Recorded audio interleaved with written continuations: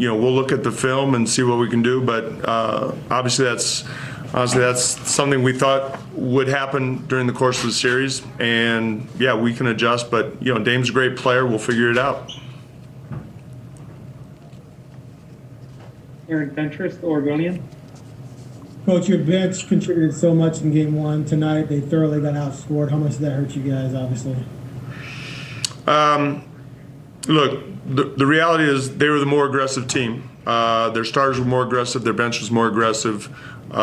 They played much better than they did in game one, and they deserved to win the game. So, we can point to a lot of different things, but they outplayed us top to bottom, other than Dame's 40.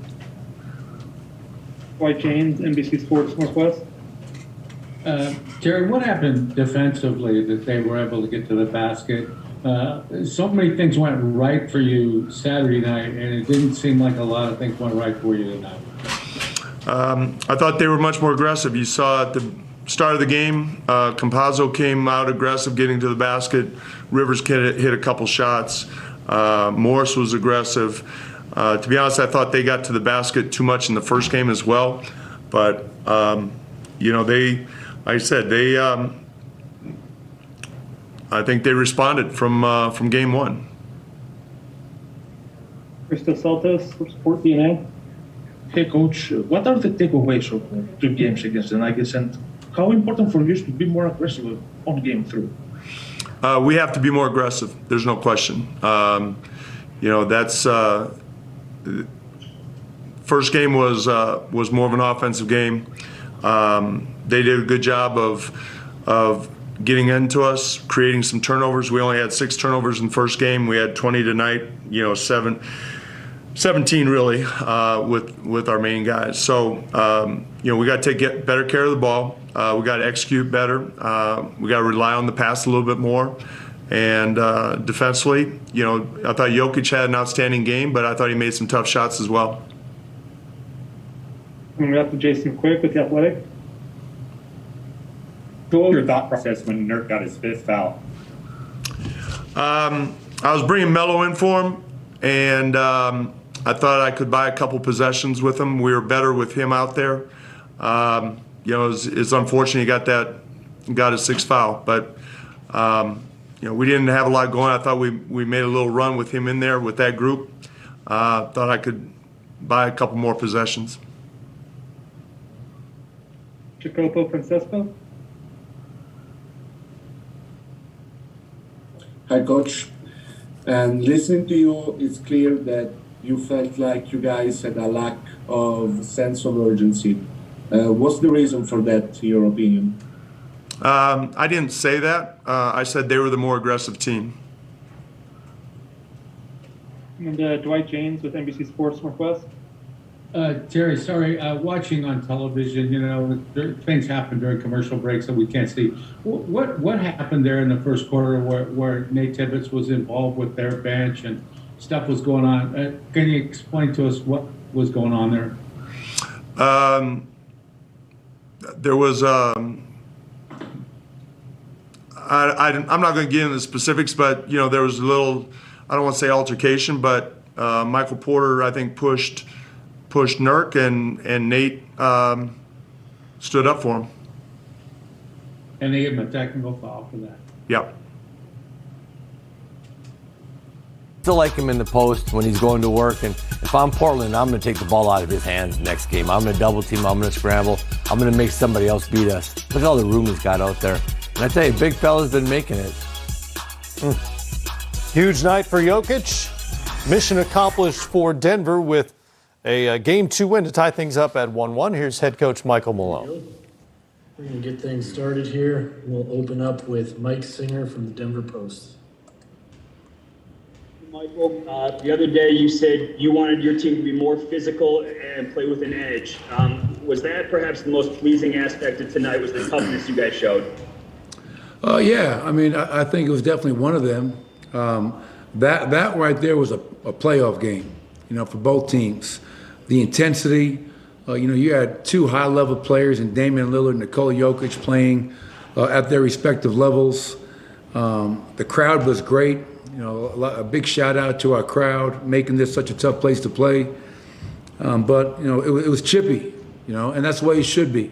We're both fighting for something, and that's the way the playoffs should be. So I loved it. That's my kind of game right there. I thought Aaron Gordon in the second half, Damian Lillard in that first 32 points. I thought to hold him to 10 points in that second half and only one made three was critical to us getting that win. The last thing I'll say is this. We always talk to our players about staying ready.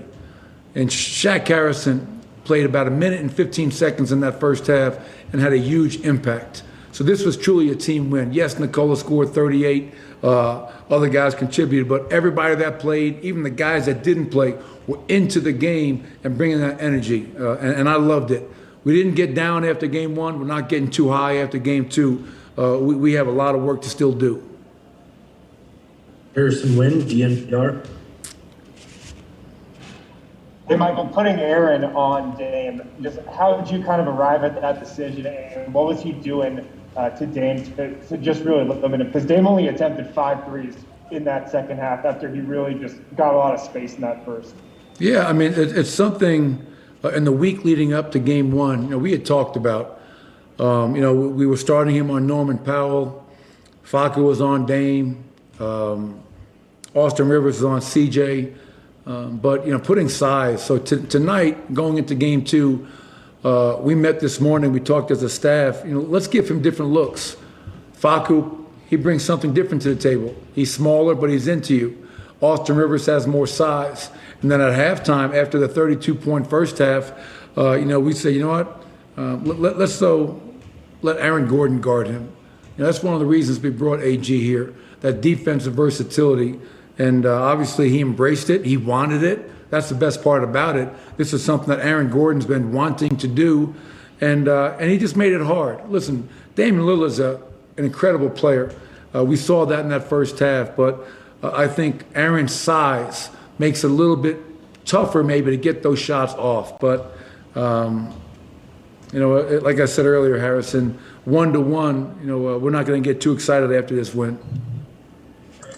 Brandon Cristal, KOA. Yeah, Coach, the bench the other night, I think was outscored 34-20. Y'all flip it tonight and outscore them 38-21. How nice was that to get that from your guys off the bench? Oh, it was terrific. Obviously, the guys that kind of jump out, Monte Morris, whose minute restrictions kind of been, taken away because this is the playoffs.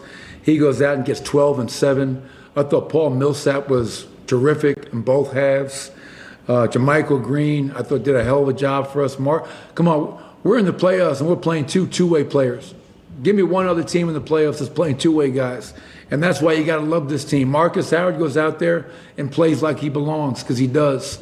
Shaq Harrison goes out there and guards like he belongs because he can. So, yes, not only our bench productivity, but I think more importantly, a big thing after game one was their bench dominated us. Carmelo Anthony Simons hit 8 out of 13 threes. So we did a much better job of not only scoring off our bench, but defending their bench into the game. Michael Spencer, CBS Denver.